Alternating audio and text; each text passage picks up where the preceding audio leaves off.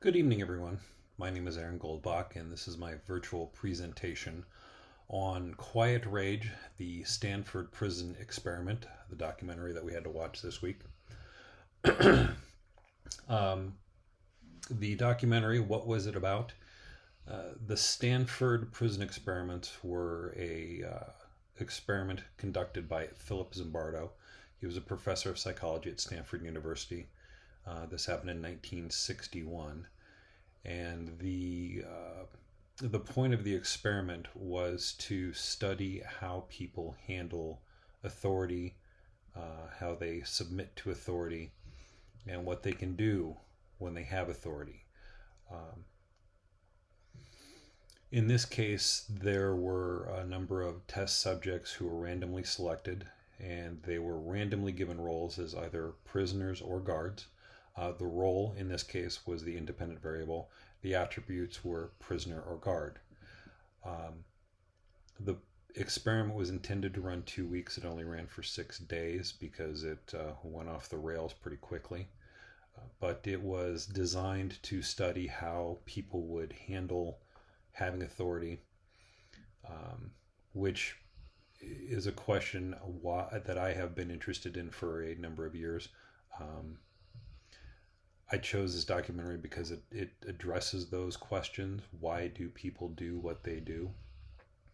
I'm a bit of a World War II history buff, and so the question of why were the Nazis capable of doing what they did in World War II has always fascinated me. And of course, the defense that many of the Nazis used after they were captured and put on trial in Nuremberg after the war was, well, we were just following orders.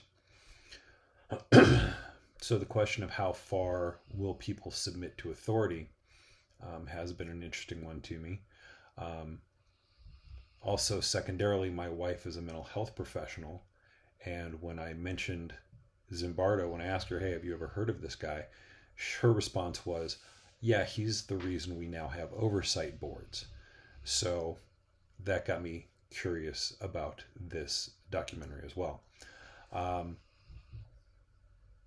The study is important in two ways, I think. First, it does study how people submit to authority and how that authority can change them, and also how being subject to such authority can change people. You saw a number of the guards who became very sadistic in their behavior. While they weren't allowed to physically harm the prisoners, they could mentally and emotionally abuse them, and they did. They also turned other prisoners against the quote-unquote troublemakers. And that was an interesting aspect as well. Not only did the guards become sadistic, but some of the prisoners became collaborators with them. There's a book written by a woman named Hannah Arendt. It was written about Adolf Eichmann's trial in Jerusalem in '68, I believe it was. Eichmann was a high-level Nazi. He wasn't top tier, but he was pretty high up there.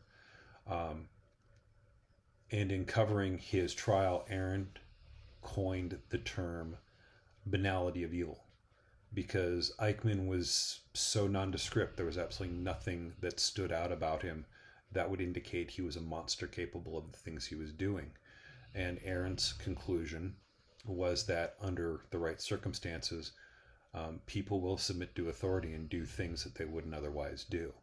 And that was the point of this study, and I think it proved it, although in an unethical means. If you haven't read the book, I would suggest you do. It's a good book. But yeah, I also think it's important because the question of what's right and what's wrong, people blindly following authority, I'm just doing my job, those are significant issues in our society right now. Just how far can you push authority, and where is the line for your personal moral responsibility? I think those are important things to look at considering our circumstances at the moment. I don't want to get too long, so I will wrap up pretty quickly. The specific method that was applied in this documentary, they used an interpretive method. They treated it as a case study. They used participant interviews and archival footage to do process tracing.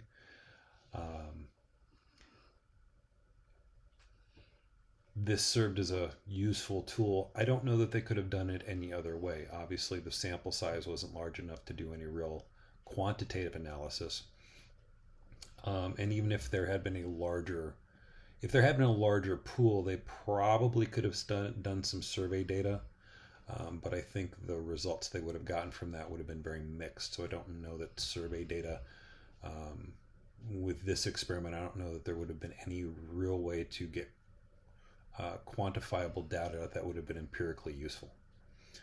But that is my video presentation on this. Thanks for watching.